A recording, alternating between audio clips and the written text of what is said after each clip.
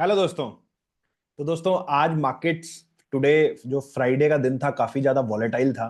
और जो हमने एक ऊपर से एक चाल ली हुई है, कुछ 22,800 से हम नीचे से चले थे, अभी 23,800 का हमने हाई लगाया है।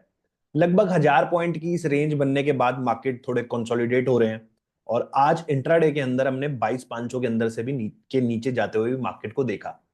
तो हालांकि लास्ट में एक अच्छी खासी रिकवरी आने को हमें देखने को मिली और मार्केट कुछ 550 के आस 23,550 के आसपास क्लोज हुआ है। अब ये रिकवरी कितनी ज्यादा सस्टेन करती है वो हमें आने वाले टाइम में देखना पड़ेगा। बट जो हमारा जो व्यू है शुरू से कि ये एक बाउंस चल रहा है और जो बड़ा ट्रेंड है वो कहीं ना कहीं अभी भी नेगेटिव है। तो आपको अकॉर्डिंगली अपने जो सिस्टम्स हैं या अपने अकॉर्डिंगली जिस हिसाब से आप इन्वेस्टमेंट्स करते हैं आप उस हिसाब से देख सकते हैं और उसको किस हिसाब से आने वाले टाइम में आपको देखना है, आप उस पर फैसला ले सकते हैं। आज हम बात करेंगे, थोड़ा सा चार्ट की भी एनालिसिस आपको दूंगा कि किस तरीके से चीजें चेंज हो रही हैं। और साथ ही साथ हमारे सामने आज एक बहुत बड़ा इवेंट भी था, वो था अपना आरबीआई का जो डिसीजन आया है। तो आरबीआई ने हमारे सामने एक रेट कट किया है 25 बेसिस पॉइंट। तो इस 25 बेसिस पॉइंट का जो रेट कट किया है और जो लास्ट वीक हमारे पास बजट आया था, अब ये डुअल कॉम्बो हमारे सामने बन गया है।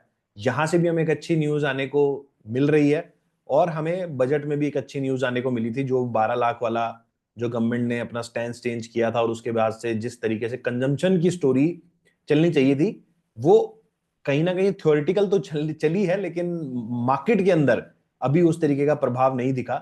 आज आरबीआई का रेट कट आने के बाद भी मार्केट कुछ ज्यादा मूवमेंट नहीं दिखाया और ऑलमोस्ट फ्लैट ही बंद हो गया, जो कि कहीं ना कहीं हमें इस तरीके का सिग्नल देता है कि मार्केट शायद अभी और भी चीजें देखना चाहता है।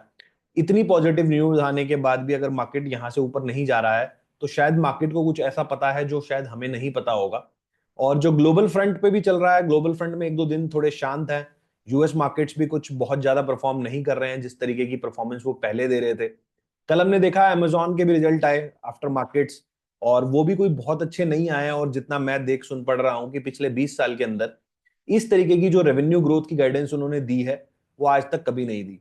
तो कहीं ना कहीं टेक स्टॉक्स के अंदर काफी ज्यादा इश्यूज लग रहे हैं यूएस के अंदर, और एनवीडिया वाला भी पीछे इशू हुआ है। तो हम आने वाले टाइम में देखेंगे कि किस तरीके से चीजें प्ले आउट होती हैं। बट जिस तरीके से यूएस मार्केट चल रहा है और वो इस तरीके की अभी परफॉर्मेंस नहीं दे रहा और वहां से वो नीचे आ जाता है, तो फिर इंडियन मार्केट को भी यहाँ से थोड़ा और नीचे जाने के रास्ते खुल जाएंगे। तो दोस्तों एक बार मैं आपको स्क्रीन शेयर करता हूँ, एक बार कुछ चीजें जो चार्ट के ऊपर हैं वो देखने वाली वो एक बार शेयर करूंगा। और उसके बाद आरबीआई रेट कट को लेके जिस तरीके का इंपैक्ट पड़ सकता है मार्केट के ऊपर, तीन चार बहुत इंपॉर्टेंट चीजें वो भी डिस्कस करने वाले हैं।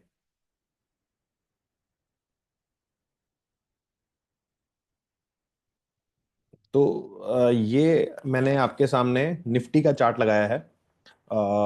ये 5 मिनट का चार्ट है आज इंट्राडे का। तो आप देखोगे तो मार्केट ने काफी बार आज डायरेक्शन चेंज करी। पहले मार्केट खुला, उसके बाद नीचे गया 500 के आसपास और वहां से पूरा रिबाउंड हो गया, और फिर एक बार पूरा नीचे चला गया और ये वाला लो भी काट दिया और 444 का कुछ लो लगा। और उसके बाद फिर ये लास्ट में जो हमें एक रिकवरी देखने को मिली और मार्केट क्लोजिंग जो आई है 23,563 आई है। अब इसको थोड़ा सा लंबे टाइम फ्रेम पे देखता हूं मैं।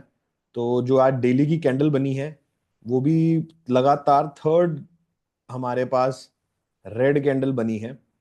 और जैसा कि मैंने आपको हमने पिछले वीडियोस में भी डिस्कस किया है इसको लेके कि ये जो फॉलिंग ट्रेंड लाइन यहाँ से चल रही है, मैं आपको एक बार दोबारा दिखा देता हूँ।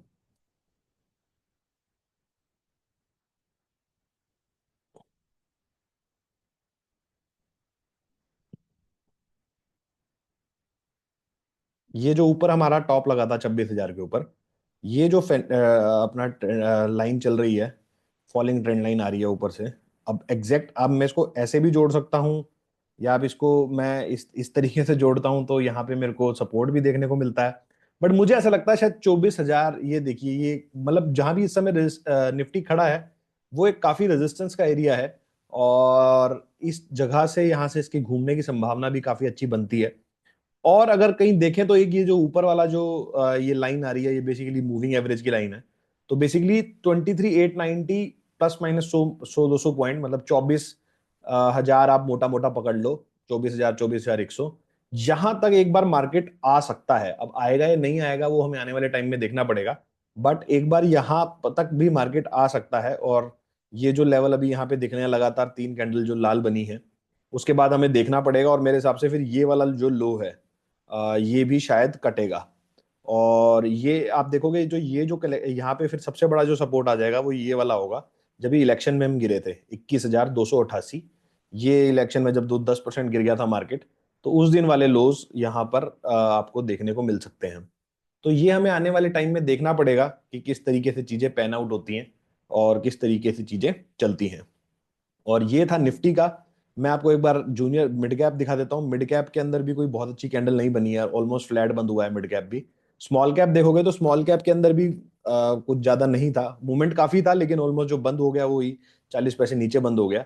कुछ स्टॉक्स अगर देखते हैं तो आज HCL जो स्टॉक था ये थोड़ा चला हुआ था, ऑलमोस्ट वैसे फ्लैट ही बंद हुआ है, बट इंट्राडे में हमें गिरावट देखने को मिली, फिर ऊपर गया फिर नीचे आया और कहीं ना कहीं फ्लैट बंद हो गया। IT के जो बाकी स्टॉक्स हैं, TCS आज 1.5% नीचे था। TCS आप देखोगे तो 1.30 मतलब 200 DMA के भी नीचे आ गया TCS। इन्फोसिस का अगर मैं देखता हूं तो इन्फोसिस भी आज रेड में ही बंद हुआ है, 60 पैसे नीचे बंद हुआ है। उसके बाद जोमेटो आज 2-2.5% ऊपर था, 2 सवा 2%। इसमें 3 दिन के बाद आज एक ग्रीन कैंडल बनी है, ये आज थोड़ा ऊपर था। और अगर आप देखोगे बजाज फाइनेंस लगभग फ्लैट क्लोज हुआ है। तो ये इस तरीके के स्टॉक कुछ चले हुए थे कुछ नहीं चले हुए थे, बट ओवरऑल आप देखोगे तो मार्केट फ्लैट ही था। एक बार मैं आपको हीट मैप और शेयर करता हूँ, तो ये आज का निफ्टी 50 का हीट मैप है। ये आप देखोगे तो HDFC बैंक नेगेटिव में क्लोज हुआ है। बैंक्स ऑलमोस्ट रेट कट के बाद नेगेटिव में ही क्लोज हुए हैं। SBI भी 2%, कल इसके रिजल्ट आए फिर भी यार नेगेटिव में क्लोज हो गया। TCS मतलब बैंक और जो IT है वो बेसिकली दोनों ही यहाँ पर रेड में क्लोज हुए हैं। ITC में भी काफी गिरावट देखने को मिली, 2.5% का ITC गिर गया। नेस्ले में गिरावट थी, ONGC में गिरावट थी। तो इस तरीके से ये सब जो है वो सारे रेड निशान में ही आज बंद हुए हैं।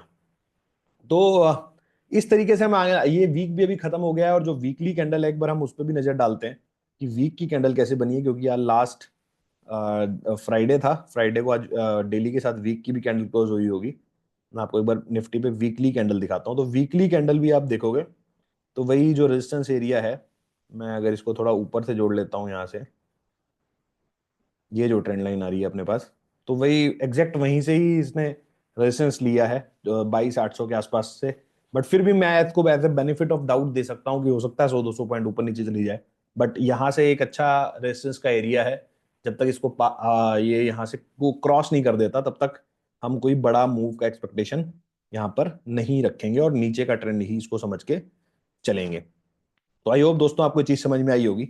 अब एक बार हम थोड़ा RBI के ऊपर नजर डाल लेते हैं कि RBI क्या कह रहा है यहाँ पे, और किस तरीके की चीजें RBI के सामने आई हैं।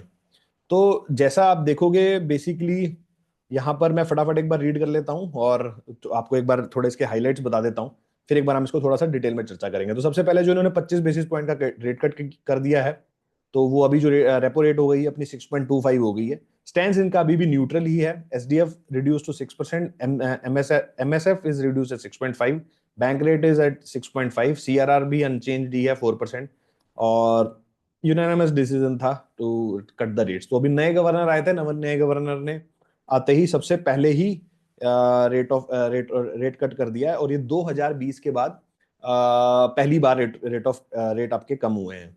उसके अलावा GDP अगर मैं देखता हूँ तो GDP के जो फोरकास्ट इन्होंने दिए हैं अगले 4 क्वार्टर के, तो वो दिए हैं 6.77।